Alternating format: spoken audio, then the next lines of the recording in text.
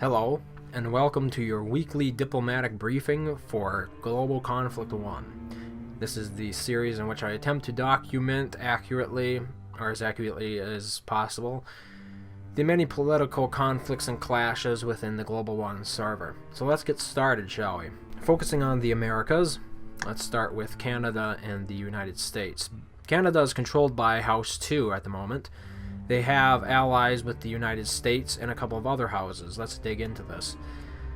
I'm going to be considering Canada, or the house that controls Canada, House 2, to be the predominant house here. If you happen to be in House 15, which controls the majority of the United States of America, please do not be offended. I'm simply basing this off of landmass, not any perceived superiority of the players within the houses. I'm not saying the players in the house that I name as the main house that actually has better players in it. Is just they control visually on the map more land. So Canada is also allied with House 7, and you can see House 7 controls some land up here, several of the parishes within the country of Canada, and of course Newfoundland.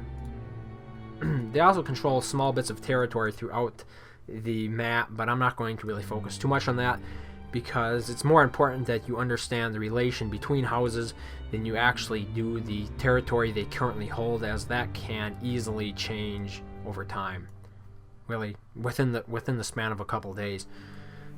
So Canada is allied with House 7, allied with House 15, allied with House 18, and allied with House 12. Now, House 12 is way over here on the other side of the world, essentially, and I'm not really sure how that alliance will work out. I've heard at the very least that House 2 is also very friendly towards Houses 17 and 4. Okay, so here we have Canada. They are allied with the United States. In other words, House 15, House 18, House 7, House 12, way over here. Likely are allied with House 4, but it may just be a non-aggressive pact, and House 17. So it gives you some sort of visual representation of the houses allied there with Canada. As you can see, they're a rather formidable coalition, let's say. I will be including a link below this video to a picture that I did that helps visually represent what I'm trying to do here right in the video by drawing on the screen. So if you need to refer back to that to help you understand what exactly I'm talking about here, so you don't get lost too much, by all means check it out, and let's continue. So moving down to South America now, you have House 10. Now House 10, to my knowledge, really isn't playing with any other houses at the moment. They're not at war, but tensions between House 10 and House 15 have been testy as of late, so there could be potential conflict between the two of them in the future. They also have shown tendencies to be friendly towards both House 16 and House 19, although at the moment they are not allied in any official capacity. Moving over to Africa, you have a couple of predominant alliances right here, right now. The first being House 16. House 16 is much like House 10. They favor House 10 as allies as well as House 19, but they don't have anything official with either of those houses. At the same time, they're currently not fighting any other houses in the world. So it will be interesting to see exactly what their plans are. As you can see here, they are concentrated largely in Central and Central West Africa, as well as in Central Europe. House 9, though, is rather more interesting and ultimately more complex, as they have alliances, and I'm going to start drawing some lines here again. House 9 has alliances with both House 14 as well as House 6. They are currently fighting House 11, which has shrunk somewhat as of late in Africa. So as you can see, despite being scattered somewhat over the globe, House 9 is rather formidable with their allies. They're going to be controlling much of Europe, including the UK, the Scandinavian Peninsula, as well as northern, eastern, and southern Africa. They also control the Arabian Peninsula, as well as countries here in the Middle East and Upper India. I'm sorry, I don't know the exact name of that region. The Hindu Kush Mountains or something. So I have to apologize in advance for my lack of knowledge on that area. but they control a good deal of land here, as well as a good portion of China.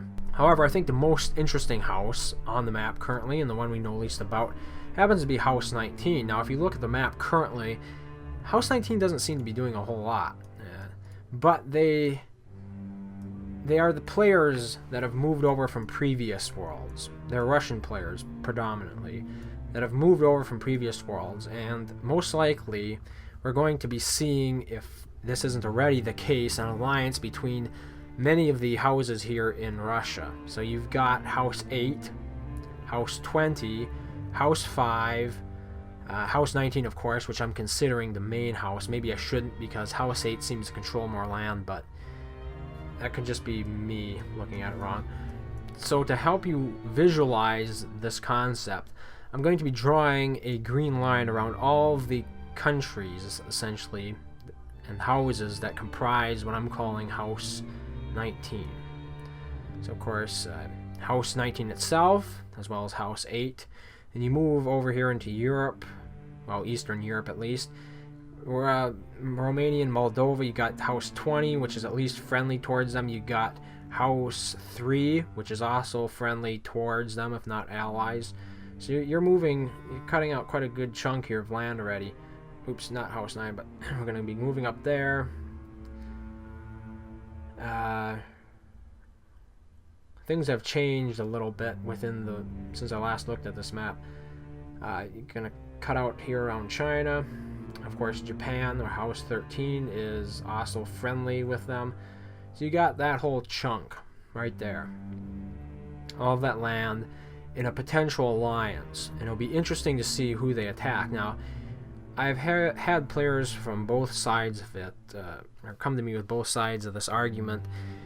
But in the past, and there is a precedent here, being the Europe servers, which also contained a Russian landmass, it seems that Russian players are somewhat nationalistic in the sense that they will favor, or they'll prefer to fight the foreigners before they actually solve any conflicts or squabbles they have among themselves.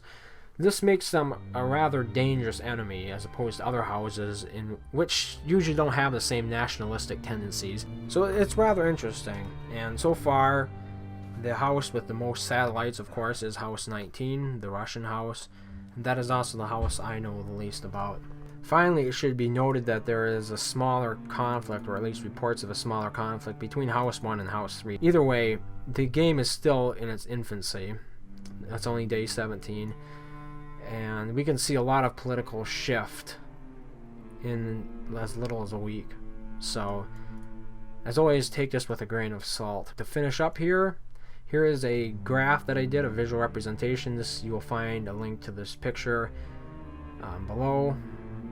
And hopefully it's pretty much self-explanatory. The different alliances, they're all represented in different pattern fills or different colors. You have black for House 10, some red pattern for House 16. I tried my best to visually represent the different alliances here in the world, and essentially who is friendly towards who and where the conflicts exist. So again, that will be in the description below this video.